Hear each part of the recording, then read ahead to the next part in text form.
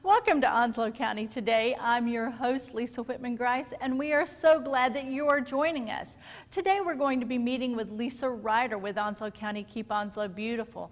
We'll also speak with Mary Ellen Nolan from Onslow County Senior Services, and finally with Catherine Townsend and Daniela Lopez about making budget-friendly and nutritious food decisions. We're so glad you're here for Onslow County Today.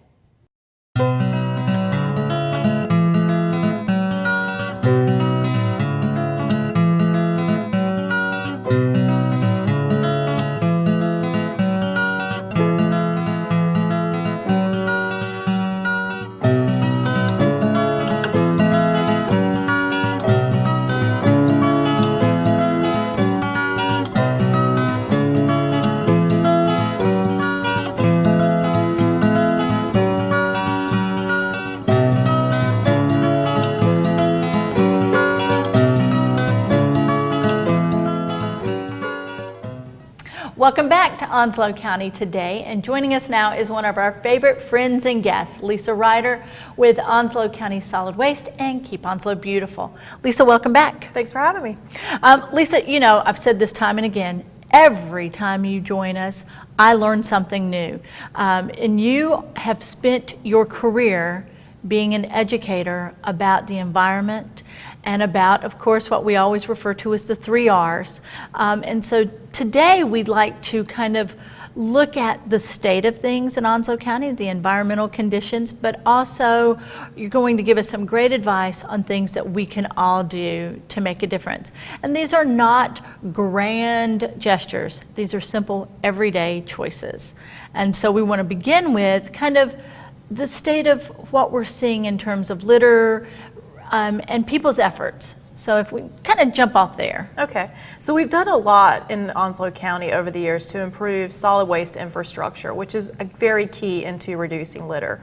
One of the things that we're seeing now is that we do have a lot of roadside litter, which leads to marine debris, and we have a lot of litter that's coming from the ocean, coming up onto our beaches that isn't necessarily something that's coming from Onslow County, but it's coming from other places around the globe. So there's those two things that come to mind first and foremost. And with the roadside litter issue, there's 2 different types of litter that you'll see on the roadside. So you'll see what I like to call unintentional litter, or litter that was unintentionally placed there. And that comes from, you know, someone that we talked before about, someone, you know, leaving their coffee mug on the top of the car, or someone who has an uncovered load, which they may not know that in North Carolina we do have a covered load law. So if you are carrying something in the back of your pickup truck, if you're carrying trash to the landfill, you have to cover your load.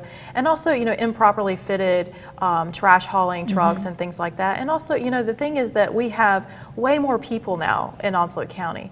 We have way more stuff that we're consuming. You know, these single-use plastics and things we use once and toss, and we have way more houses, therefore we have way more recycle bins and trash bins that could, you know, on a windy day become litter. So that's the unintentional side. Okay. And we always know that we have some intentional litter. So this is coming from folks that just don't know that litter affects our local economy, the local businesses, it affects our environment, our community environment here. And I think a lot of times we forget that the folks that are out there doing cleanups aren't necessarily folks that did something wrong. It's not always inmates who are out there doing the roadside cleanups. There are our friends, our neighbors, our loved ones who are out there volunteering their time to pick up that litter.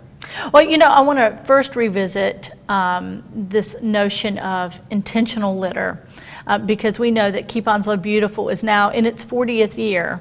And the movement of Keep Onslow Beautiful and Keep America Beautiful that was kind of spurned in the 1970s and has grown. It still, I think, and maybe we shouldn't be, I'm still kind of shocked. You know, my naivete is I'm still kind of shocked that somebody would still pitch something out the window of their moving vehicle. Where do we begin that process or continue to re-educate people that, yes, people might be coming along to clean up the trash, but not necessarily, and the responsibility starts with them? And I'm so glad you mentioned education, because education is the key to all of this, really. We start young with that litter is illegal, litter impacts our environment, and I think we've been so focused on discussing the environmental issue of litter. And yes, it is a huge environmental impact, but also it impacts our local economy. Here in Eastern North Carolina, we have a lot of focus on tourism, and who wants to go to a place that's trashed? We want to make sure that our environment is clean, not only for our local native wildlife and our local plants and things like that, but also for our own tourism economy, our local businesses. And also, it becomes a health concern as well. And the things that we see on the road that's littered, some of that stuff was sometimes in the middle of the road. I mean, we've all kind of probably been on the road where we've had to swerve to miss certain things that have fallen off of vehicles, and that's also a concern. For the folks that litter intentionally, that's kind of, it's a touchy subject. So those folks, they may just, and I kind of like to give people the benefit of the doubt, and maybe they just don't know. So this is a good opportunity for us to discuss, these are the issues with litter and how it impacts not just your neighbor, but also yourself. I think that's sometimes the case is when you say people just don't know. I mean, we were having this conversation off camera about people thinking that things are biodegradable, that, they'll just go away. How much difference will that one can make, that one bottle make? And so, as you say, sometimes it's just not knowing that it could be there for years and that it doesn't just go away. It just doesn't dissolve magically back into the earth. Right, and we've talked about this before, especially with plastics nowadays. In the 1950s when they started coming out with these single-use, one-time use plastics, the intention was, hey, this is going to make things way more convenient. But the convenience is kind of out the window now, because now we have this litter problem, we have this trash problem, we have a plastic problem and a consumer problem, really. Because these plastics, what we didn't know then, what we do know now, is that these plastics aren't going anywhere. You've seen the diagrams of, it'll take 1,000 years to biodegrade. Well, we really don't know how long it will take because they're not biodegrading. There really are no naturally occurring organisms that are breaking down these polymers. So that could mean that plastics are like diamonds, they're forever. And so with the more consumption of the materials, us in the US using 50 billion water bottles, just plastic water bottles in a year, with a 20% recycle rate for those water bottles, that stuff, 80% of it is ending up in our landfills, or it's ending up in our roadsides and eventually ending up in our ocean. We especially think about that here in Eastern North Carolina with our waterways, with our creeks and streams and tributaries to the White Oak River and the New River, and then ultimately they do wind up in the sounds and then in the ocean and also off in the marshes. And you were sharing with me some of the things that you brought with you that have been found. We sometimes say, what's the weirdest thing you've ever found? We kind of compare notes. But you've brought an example, I think, which is extraordinary from one beach. Now, this is in the Pacific, but it's not to say that we don't have these same kind of plastics here, where essentially the beach has been replaced with plastic. Right. So we'll start with kind of the larger pieces.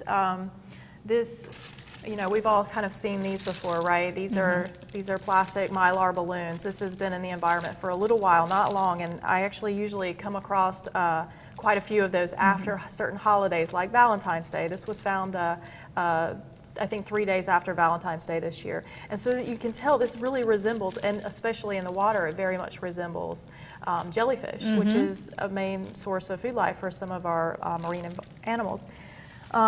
Also, like I mentioned, plastic water bottles. This has been in the environment for quite some time. It's got some barnacle growth. I was going to say it's even has kind of taken on a life of its own. It has, literally. Literally. And this is actually from the North Atlantic Gyre, so this is right off of our coast. And this is what we're finding out there. We're very much aware, I think, nowadays of what they call the Pacific Garbage Patch, which is in the middle of the Pacific Gyre. And what we're not, a lot of folks are not aware of, that we have a gyre here as well off of our coast. There are 5 different ocean gyres where the currents run in a circle to push the debris in the middle of that gyre. And right off of our coast in the Sargasso Sea, and unfortunately for Bermuda, they sit right in the middle of that. But this is what they're finding. And we say plastic garbage patch, but it's really not a patch. It's more like a plastic soup. So it's not something that you can go out there and just scoop the materials up, especially in our gyre, in our North Atlantic, where it is the Sargasso Sea because it's full of sargassum, which is a very large source of life for marine species out there. So this is from the North Atlantic gyre. These are all plastics. And then, as you mentioned, this material here is from a beach in Hawaii, and this is from a beach that is not a tourist beach, because at the tourist beaches they do a pretty good job of cleaning up. And this is actually looks very similar to some of the debris that we are now finding here on our beaches. It's not as concentrated, but we are still finding a lot of these microplastics. And this is what it looks like when plastics break down.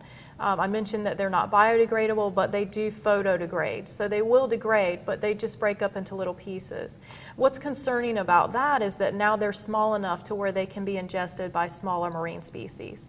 And we do know now that 1 in 9 bait fish have consumed plastic.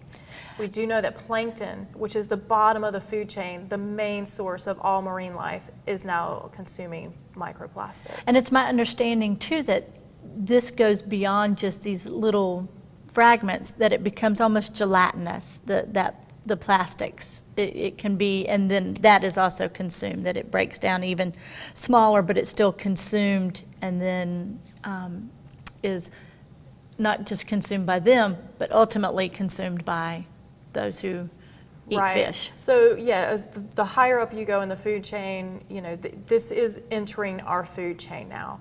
Like I said, 1 in 9 bait fish, and I mean marine birds as well, or sea birds as well, are consuming the plastics, which is more evident in the Pacific, but we know now here that it's also an issue here in the Atlantic, with worldwide over 90% of shorebirds have consumed plastic.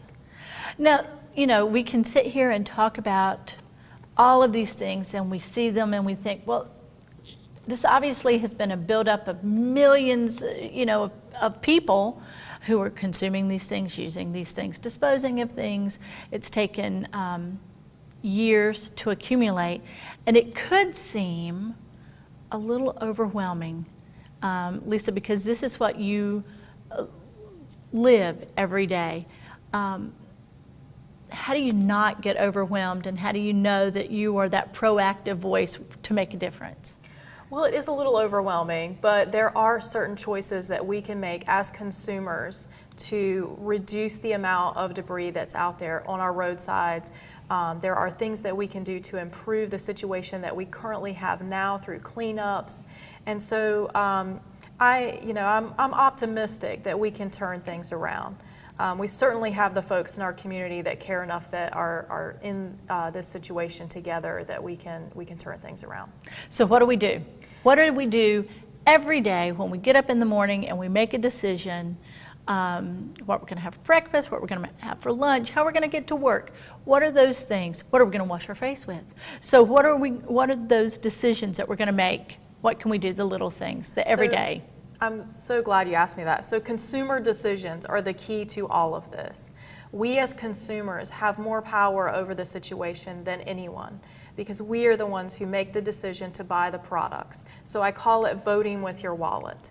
So you go to a store and you have the opportunity to make a decision to purchase something that is not going to enter the environment this way. And so we talk about reduce, reuse, recycle, and I want to focus on reducing and reusing first and foremost. So if you can reduce the amount of waste that you consume, switching to a reusable water bottle versus buying, hundreds of bottled water for the year. Also things like, getting rid of that one-time use coffee pod instead of reusing the refillable coffees, or going to a percolator versus that. Bringing your own coffee mug. A lot of coffee shops now, if you go to coffee shops instead of making your own coffee, a lot of coffee shops will give you a discount for bringing your own mug, and you have that reusable instead of that one-time use. Even though if it's paper, it's still better to do the reusing. Bringing your own reusable bag. I've probably mentioned this more times than I can count. But bringing your own reusable bag certainly makes a difference. And if you are in the community, and educating others about this issue, it's really important to kind of practice what you teach, to make sure that you're influencing folks by doing that, by using that reusable bag. And you don't know who's watching, but it could become trendy, I hope. Also, things like if you go to a restaurant and they give out plastic ware, it's single use, it's one-time use, that stuff is not recyclable. You can bring your own, kit with you where you go. I mentioned the reusable wares, and then also, I want to demonstrate this as well. So certainly there are cosmetics that contain plastic. Make sure to read the label. This is from a company that has an exfoliator, and this is the amount of plastic shards that is contained in 1 ounce of this product. And the whole idea is, I think it's just not knowing better, because I think we would assume that in a cosmetic that I'm going to rub on my face and have near my eyes, why would that be plastic? Why wouldn't that be something organic? Why isn't it? You just make that assumption. And so to see that much plastic is shocking. Right. And so label reading is exactly what I mean by voting with your wallet, making sure that if you do have to purchase something, making sure that the packaging is either biodegradable or recyclable. And by biodegradable, I mean something that's natural, that's going to biodegrade in a backyard composting bin. So that might not necessarily be some of the products that say they're biodegradable, like the biodegradable plastics. They need to be put in a commercial composting type of facility for them to break down properly. It has to heat up a little bit more than a backyard bin would. But some companies now are going to the mushroom packaging, which is biodegradable. You can throw it in your backyard, it's fine. But packaging is one of the things that's key, and just making sure that it is recyclable in your community here in Onslow County. And you brought, your recycling bin, making sure, we had this conversation for years and years, that why is the trash bin so much larger than the recycling bin? And that they need to be, if not equitable, then the recycling bin needs to be slightly larger to, again, draw you to it and remind you to it on a daily basis. Lisa, I know that one thing we also want to definitely mention is Onslow County Solid Waste has been recognized for their efforts for making such a difference. We really lead the way, not just in Onslow County, not just statewide, but nationally, have been recognized for the efforts of your team there. Talk a little bit about that philosophical approach to how you all do things. Well, it's an integrated solid waste management system, and I mentioned before in this segment about infrastructure and how infrastructure plays a leading role in addressing an issue like litter. So I've traveled, many places in the world and have seen how infrastructure or lack thereof plays a role in this issue. And here in Onslow County, we're just so fortunate to have a landfill, which is key in that system, that integrated solid waste management system, where we have a proper place that's environmentally managed to put our waste that's not recyclable. We have a recycling facility here to take our recyclables to and properly manage. We have parks and beach accesses and facilities that not only have trash bins, but also twinning the bin with recycling bins and offering that service. We also have a landfill that, as you mentioned, has won a national and now an international award for our efforts in energy production using our landfill gas to create energy, and also now, becoming a leader in the state to now put up some solar panels to capture that energy as well. So we're always looking at different ways to bring in revenue to provide those services to our citizens, because we want to offset the revenue that we would lose from, reducing our waste, that we would be taking into for the landfill, and then offset that with some environmentally sound decisions. Well, as I say, I always learn something new. There's always something that you have to share with us. As we're closing, what would be some final ideas that you would want to make sure that you could share with our viewers? So in this issue of litter and reducing our waste, I want to mention, reduce, reuse, recycle. And so I did bring my recycle bin as always. And I want to also mention that we are able to recycle a couple of new products that we were not able to recycle before. One of which is cartons. So your regular cartons that you usually get milk and things like that in.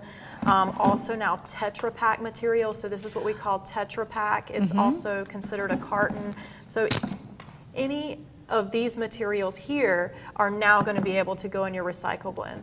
And of course, our metals, our cans, any kind of plastic, except for plastic bags and polystyrene, styrofoam, and a lot of things that we find now in our bathroom are now recyclable. Shampoo bottles, toilet paper rolls, things like that. You mentioned the recycle bin being larger than your trash can. That's certainly the case, because now over 75% of our waste is now recyclable.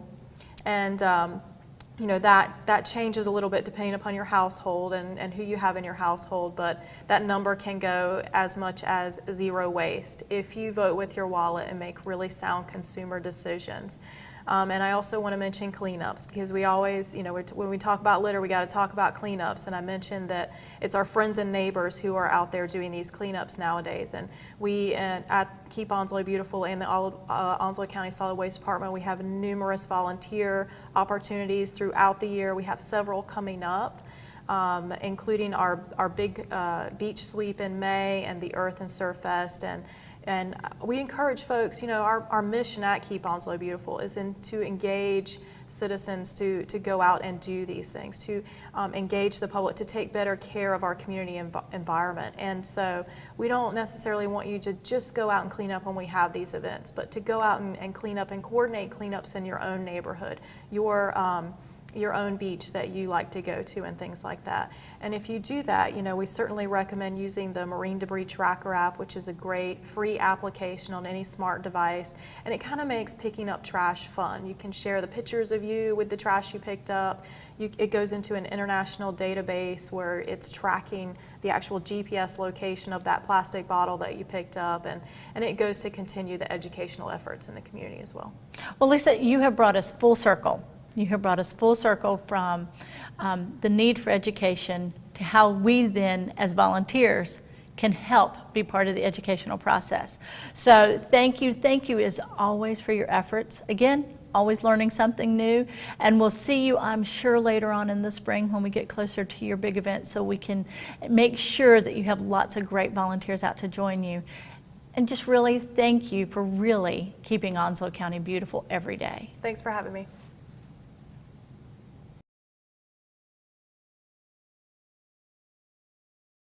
Welcome back to Onslow County Today, and joining us now is a new face to Onslow County Today, Mary Ellen Nolan from Onslow County Senior Services. Mary Ellen, thanks for joining me. Thank you for having me. You and I have worked on a couple of different projects and have known each other for some time, but this is the first time we've gotten you to be with us on Onslow County Today, and we're so glad you're here. Thank you. You have recently kind of gotten a new title. Share that with our audience, please. I am the Senior Site Supervisor for Onslow County Senior Services. We have 5 nutrition sites: the Jacksonville, Belgrade, Swansboro, Sneads Ferry, and Richlands, which each has their own site manager, and I oversee them. Now, and that's exactly what we want to talk about, are your nutrition sites and your Meals on Wheels program, and how people can volunteer and participate in those programs as well. So the first thing we want to talk about are your nutrition sites. You already mentioned that they're located in each of the large townships around, with the main site being at the Onslow County Multipurpose Complex. And you've just had a ribbon cutting not long ago on a new site. Tell us about that first site. That one is down in Sneads Ferry. It was in the community center down the road. We have recently opened up in the old library, which is at 242 Sneads Ferry Road. It's really beautiful. It was a really nice opening we had. Already in just this past month that it's been opened, she's getting more and more new clients and people coming in and realizing that it was down there. So it's really been very well welcomed down there. There's different rooms. There's little fitness room that we have, a little library nook, so kind of a smaller version of our Jacksonville site. But it offers the same, it's starting to offer the same classes, and as well as the lunch, and Oh, that's it's been wonderful. Well, and that's what we want to talk about, is when people think about your nutrition sites and your kind of your satellite locations from the main site there. you were saying that, it's more than just the lunch. And I think that has kind of a compound meaning, because it's more than just a site where people can go and have lunch. It's really a gathering place where people have camaraderie and fellowship, don't they? Absolutely, absolutely. Talk about, you mentioned your clients and the growing client base there in Sneads Ferry, but in general, talk about the folks who are eligible to utilize the nutrition sites, what it is that they can look for and what it is that they'll be experiencing, and how they can learn more about it. So the first thing is, who can actually visit these sites? For the sites themselves, they have to be 55 or older. For the lunch aspect of it, 60 and over, there is no charge. Still, the people younger than that can get lunch for a slight fee. It's on our website under senior services, under the nutrition sites is a list of all the different sites, the addresses, the phone numbers. There is a manager on site that can answer any question and explain the different programs that each site has. The outside sites are open from 9 to 1 Monday through Friday, whereas our Jacksonville site is 8 to 5 Monday through Friday.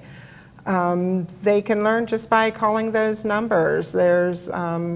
It's very painless to come in, have a tour, visit, get a calendars, the lunch schedule. But it's very simple. It's a matter of filling out one little piece of paper to join, and mostly for just joining, it's just so we can keep track of what people are interested in, and that way we keep those programs going. One of the things that I've always been very aware when I've gone to your main site is the amount of fun that people are having. And they might just be, walking the halls, getting in their daily walk, but they're also playing ping pong, and they're exercising, and they're shooting pool, and they're singing and taking music lessons. I mean, it is really a hopping place to be. It is. Now, at your smaller satellite sites, it doesn't have quite as extensive, but that same sense of camaraderie and fellowship, whether they're playing board games or having an opportunity to just visit with one another, really makes a difference in the life of our seniors. Can you share with us kind of the sense of friendship that you've seen evolve in the folks who are at the sites? It is. We try to make sure that everybody that comes in those doors knows and feels that welcoming, that we are there to offer them as much as we can.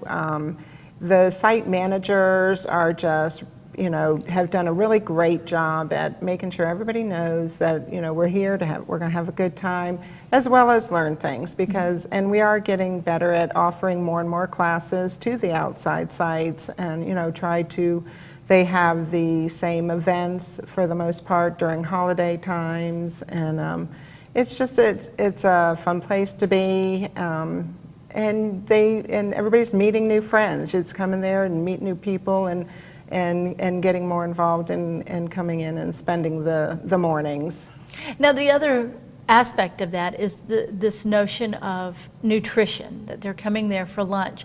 And oftentimes when people age or they've lost their spouse, they don't always pay attention to what they're eating, or if they're eating properly or on a regular basis.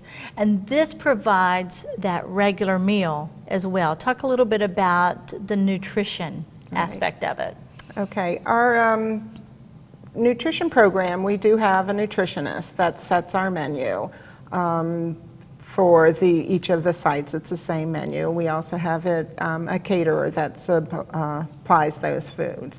And it is a hot meal. It's a meat, it's a vegetable, it's fruit, it's your milk, it's everything you need for at least we know that you're getting a nutritional meal at lunchtime. A lot of times, for some folks, this might be their only meal. Right. They go home and maybe just have a sandwich. And we try to gear them for the different times of years. With the warmer weather coming, we'll have more salads and and lighter fruits and things like that, whereas in the wintertime we'll have more stews or chilies or, the hotter meals. Now, the other service that you all provide is Meals on Wheels.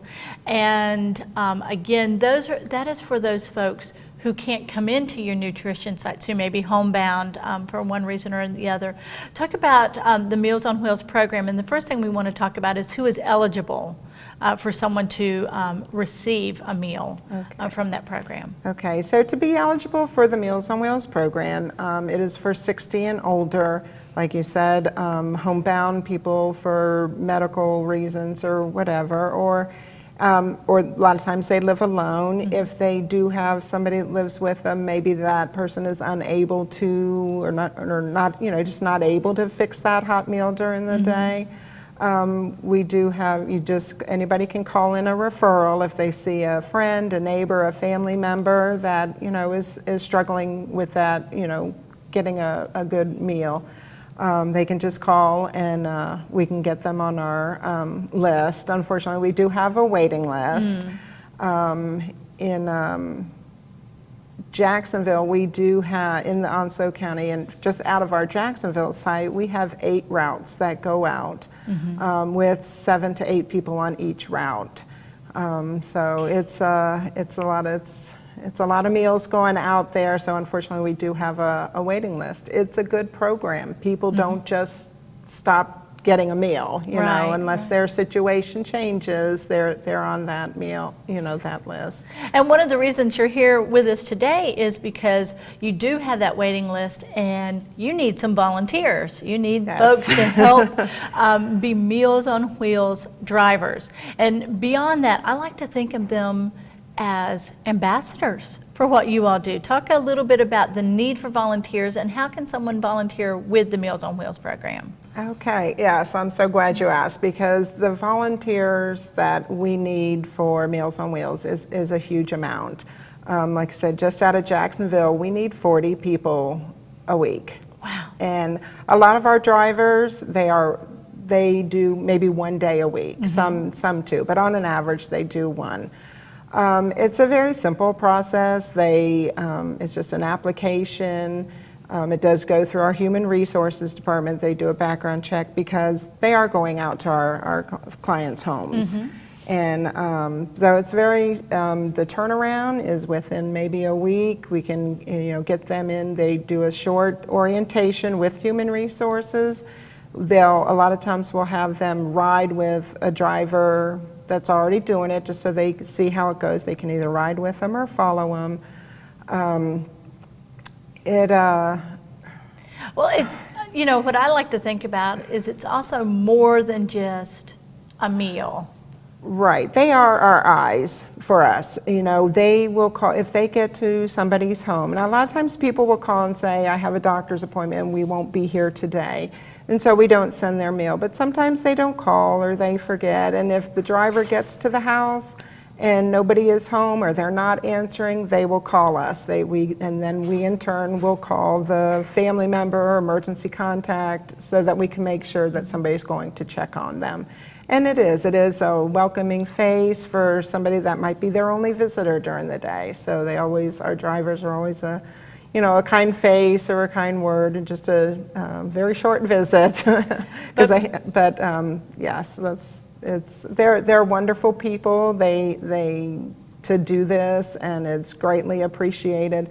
But we are always looking for new drivers and more drivers, because some days things come up. They're volunteers. They can't make it one day, and we absolutely understand that. But we're always in need.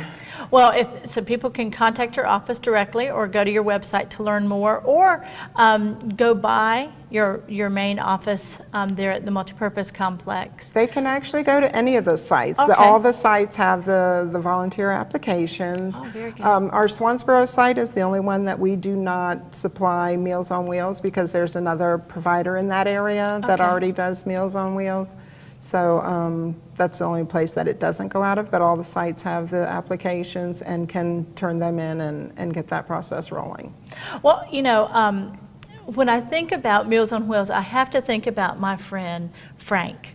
Now, Frank is now in his 90s, but Frank was a Meals on Wheels volunteer until well into his 80s. And I just know the real joy that he got, not just from visiting with people, but he got as a volunteer. Talk a little bit about your volunteers and what they mean to you, just in general. We could not survive without our volunteers. There's just not enough staff that could cover everything that they do. They're a blessing every day to us, whether they're coming in to serve the meals at our nutrition site, to help the managers get through the day with everything that they do, to driving for us, to delivering the meals. They just are a huge blessing. Well, that sounds like the perfect note to end on. Of course, we've got your information on the screen. People can call you, people can visit your website or come by any of your sites to visit. And Mary Ellen, I just thank you for what you're doing and thank you for your time today and sharing your story. Oh, well, thank you very much.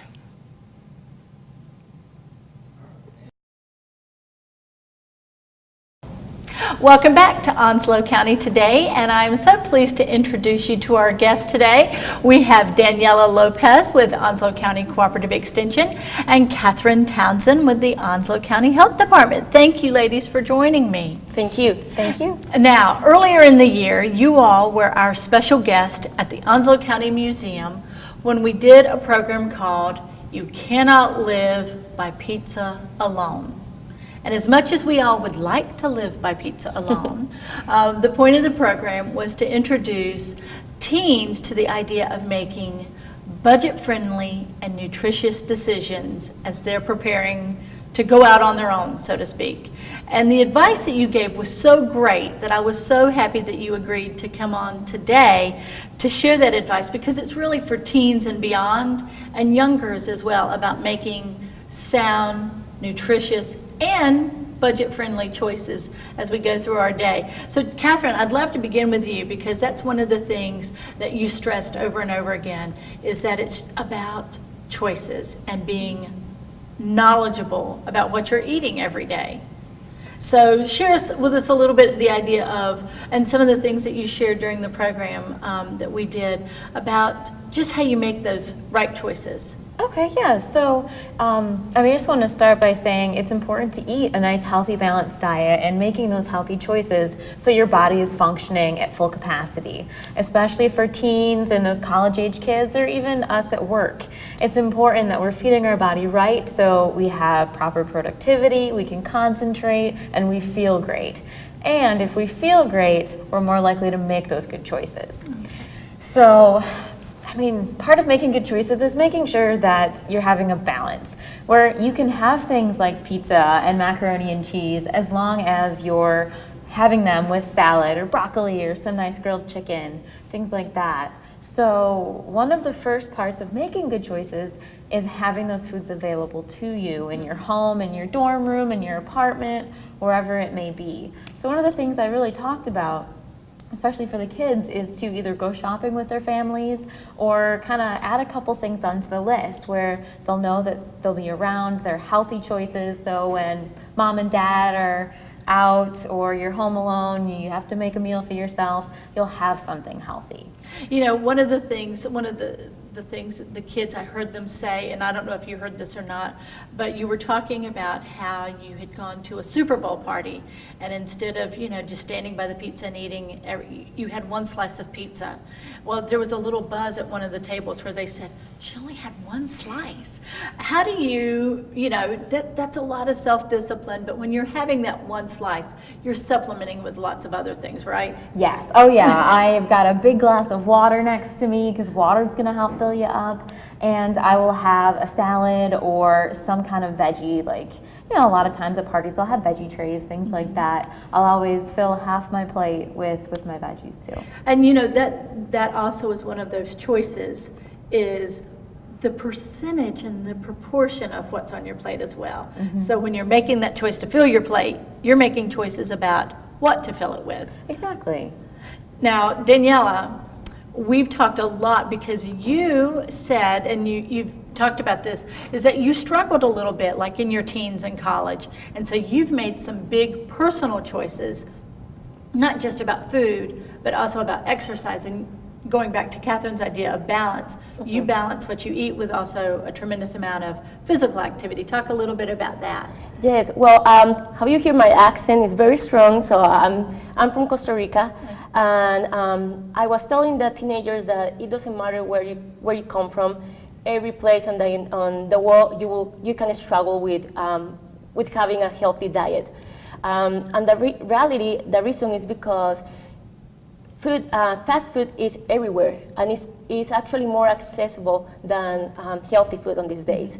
So one of the things that happened with me was that I actually, when I went to the university, I have to be on a laboratory every day and sitting, and I didn't have enough time to work out as I did when I was on high school. So 2 years later, I realized that I wasn't eating healthy, that was fast food all day because was what was more accessible for me. But I wasn't feeling good with myself for the same reason, because I wasn't eating healthy and I wasn't exercise. So I decided to move on and try to do something for myself. And it was hard at the beginning because we didn't have all these like nutrition programs that we have today that can teach you how you can actually don't go through that issue. And at the first, what I first did is try to pack my own lunch.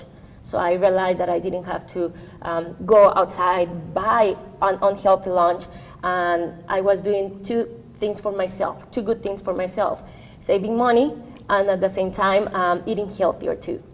Now, Catherine, when you and Daniela joined us at the museum, when you were talking about making those healthy choices, a lot of it is also being aware of not just calorie content, not just fat content, but also sugar. I mean, just in general, the knowledge about what's in our food. Talk a little bit about what you shared and what you share with your clients who visit you at the Onslow County Health Department about the amount of self-education that needs to take place. Oh yeah, there's definitely a lot of self-education and hopefully learning from professionals about the choices that you make. And first of all, I said, we don't really need to count calories. That's not really the first step that I like to take with my clients. I like to focus on food choices. And with that being said, we need fats, carbohydrates, and proteins, but it's about the kinds that we choose. So with carbohydrates, we want whole grains. Those are low in sugar and high in fiber, so they'll make you feel full. The proteins we want, obviously lean proteins like chicken breast and lean cuts of meat, or even vegetarian choices like tofu and beans. And with fats, we need fats. Fats have gotten a bad rap over the years, but we need them. Our brain needs them, our body needs them. But it's about the types of fat. So we like unsaturated fats. Those are the fats from oils and nuts, as opposed to saturated fats, which are from your meat sources, like your whole milk and the marbling in that steak. And saturated fat can be tricky, because sometimes you look at something and you really don't know how much is in it. So I have a little example here. We have this little game that we like to use to help demonstrate, and it kind of gives you different grams of fats in different foods. So for example, the top one here is a half a cup of macaroni and cheese. First of all, I don't know if most people are going to eat this amount of mac and cheese. I know when my husband eats mac and cheese, it's a giant bowl. He won't eat one bowl of Easy Mac, he'll eat two. And that's usually like 1 to 2 cups of mac and cheese. So in this half cup of mac and cheese, there's 10 grams of saturated fat. Wow. Now, with saturated fat, we're recommended to have less than 10% of our calories from that. Now, we don't count calories, but for example, if you're eating a 2,000 calorie diet, which is what is generally used as an example on food labels, that would be half of your saturated fat for the day in this half of a cup of mac and cheese.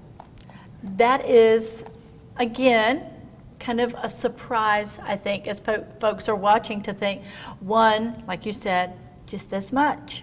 And then to know that that is half of your fat allowance for the day is pretty dramatic. Well, saturated fat allowance. Saturated fat, We get more yeah. unsaturated fat, but yeah, for the saturated fat. And when you think about unsaturated fats, again, you said that fats sometimes have gotten a bad rap through the years, but now we're introducing and we're learning so many more things about what's available. I mean, I think I hate to say, kind of the trendy food of the day, but we hear it is avocados, for example, and the richness, the fat that's available, but also the nutrition in general. Talk a little bit more about those foods that we could look to get those resources. Okay, yeah, and avocados, those are a great one. But I always tell people, don't eat the whole avocado because you can have way too much of a good thing. That's gonna be a little too much fat. But avocados are a great source of unsaturated fat. Cooking with olive oil and canola oil help. And even things like nut butters, peanut butter, almond butter, those are all really great sources of those good quality, healthy fats. And the other thing that we're hearing more about now is when we talked about carbohydrates and you were saying making whole grain choices. Daniela, you did an experiment about sugar that I could hardly imagine. And talk about kind of the hidden sugars that are in everything that we eat. Yes, that's a lot of times we pay attention about what we eat, but not about what we drink. And we can drink more calories than actually what we eat without paying attention. So one of the experiments that I did with the kids was to give them a cup, an empty cup with a spoon, and they were trying to guess how many teaspoons of sugar was on different soft drinks that I gave them. So it was very fun because normally they tend to don't add a lot, more if it is one soft drink that they like. So they tend to add like 2 or 3, and they realize it's depending on the soft drink, it's around 8 or 10 teaspoons of sugar. One of those little cans that you find outside. And that's just it. I think sometimes we make some assumptions like, oh, there can't be that much fat in that macaroni and cheese, or how could there possibly be? I mean, when you think about 8 teaspoons of sugar, it really does stack up. No, there's healthy choices. For example, I'm not trying to say like you cannot drink sodas anymore, but for example, if you like X brand of soda, I'm pretty sure there's a diet option of that. You can mix half and half. In that way, you bring down the amount of sugar. Or for example, when you go to a restaurant, you can order your favorite drink, but order a glass of water and tell the waitress that you don't want any more refills. And they will respect your opinion, and you know that you're not having 2 24 ounces glasses of a soft drink that is going to be full of sugar. And that's the other thing that I appreciated about both of your presentations and what you do daily at your departments is you give people options. You don't make it about, you've lived this bad life and now you have to live a life of deprivation and you're going to be punished. Instead, you are really so much, Catherine and Daniela, about support and about those positive reinforcements. Catherine, daily at the health department, talk about the resources that you all can provide to citizens, not just that they don't have to just come to a program, but you have so many options and educational programs available. Oh yeah, we have the WIC program for pregnant women, breastfeeding women, and children up to 5, and that offers nutrition information along with food vouchers that help people get the healthy foods that they need.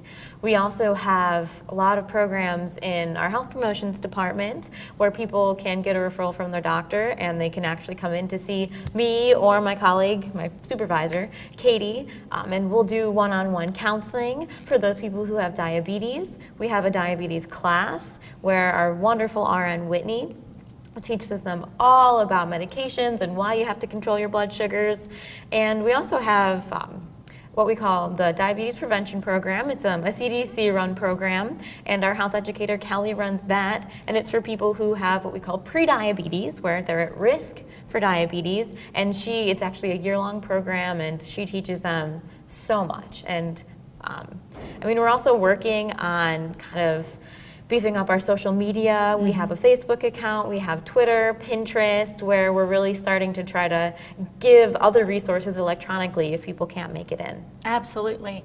It's a remarkable array and menu, if you will, of things that we can choose from.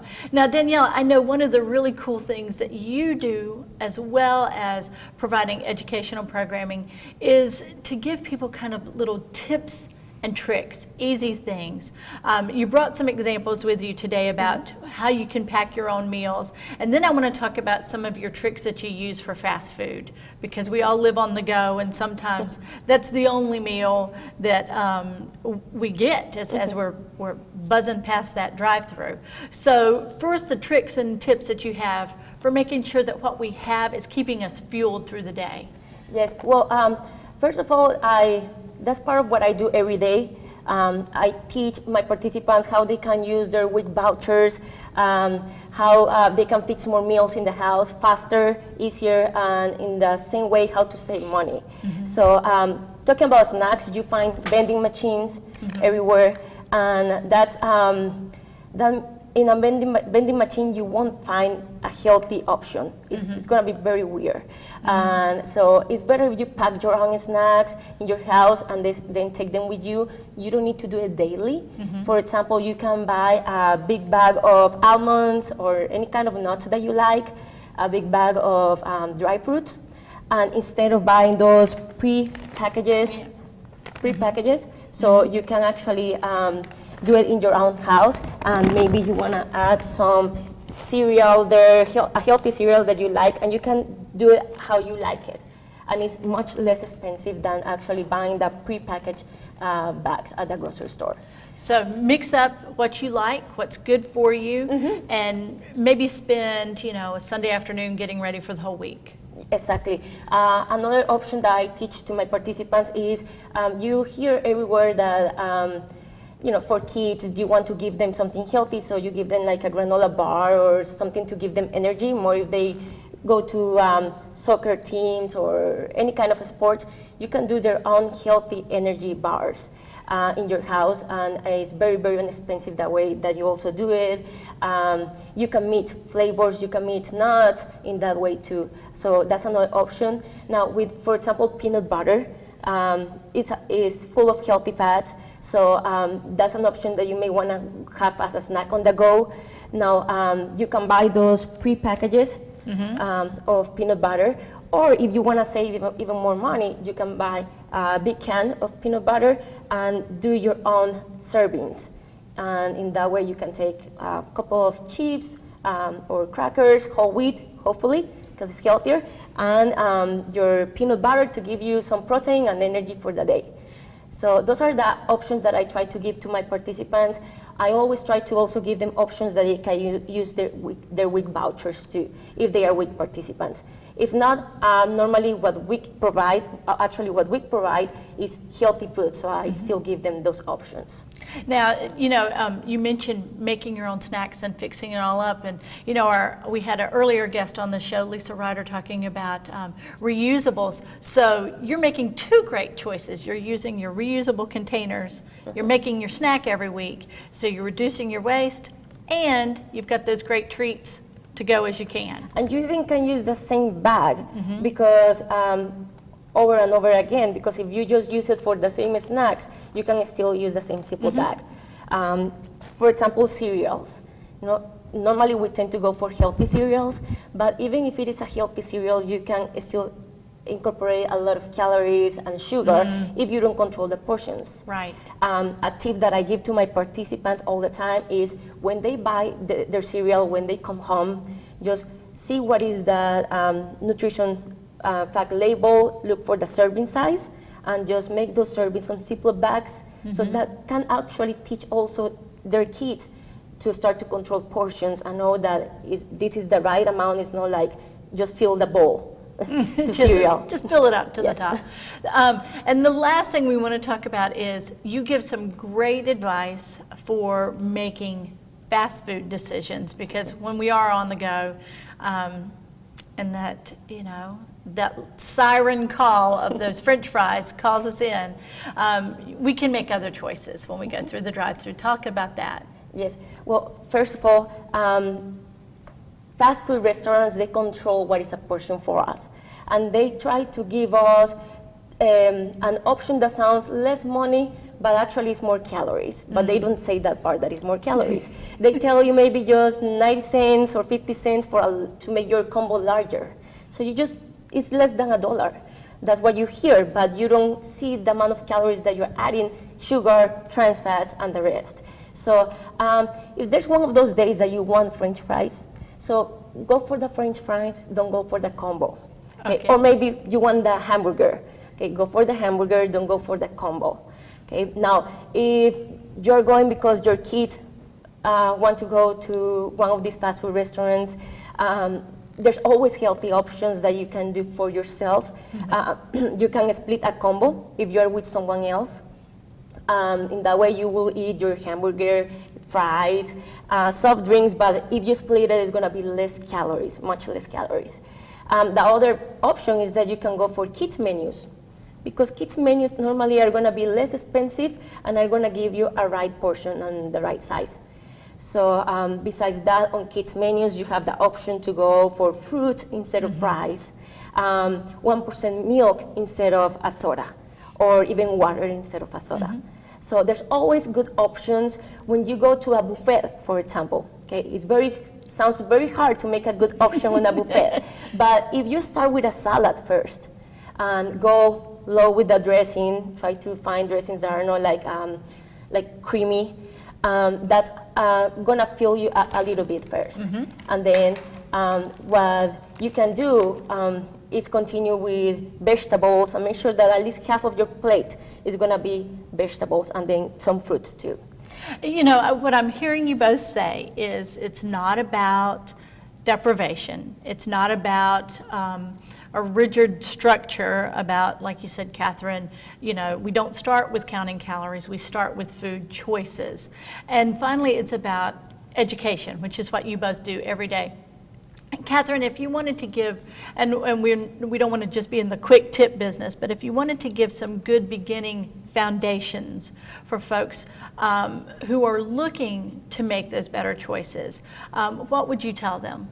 First and foremost, write what you're eating down. Keep a food diary, whether it's on paper, on your smartphone, it doesn't matter. And be honest. All the time, people come into my office, they're like, all right, Catherine, I'm gonna be honest. I'm like, good, be honest with me. I can't give you tips if you're not honest. So when they write down everything honestly, they can kind of start to see, oh wow, I'm eating a lot more than I thought I did. I'm not making the best choices. And that's the first step. So then you can kind of look and, okay, well, I went out and I got pizza for dinner. What can I do instead? On Sunday, I can make a whole bunch of meals and stick them in the freezer, or I can have a bag of salad in my fridge. Another tip, eat vegetables. I always tell people, make half of your plate vegetables at least one meal a day, and you're gonna cut back on a lot of the other foods that you might be overeating. Plus, we don't eat enough vegetables anyway. Well, you both have, especially this time of year, we've all kind of been hibernating in our caves for the winter, and now it's springtime. This is a great time for new beginnings.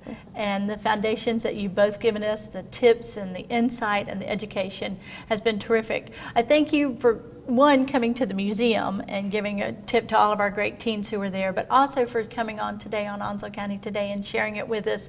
Of course, we're going to direct people to your websites and your telephone numbers so that they can learn more, but I appreciate the time that you've given us today and sharing us this great information. Thank you. Thank you. As always, we want to thank you for joining us for Onslow County Today, and a special thank you to our guest, Lisa Ryder with Onslow County Keep Onslow Beautiful, Mary Ellen Nolan with Onslow County Senior Services, Catherine Townsend with Onslow County Health Department, and Daniela Lopez with the Onslow County Cooperative Extension Office.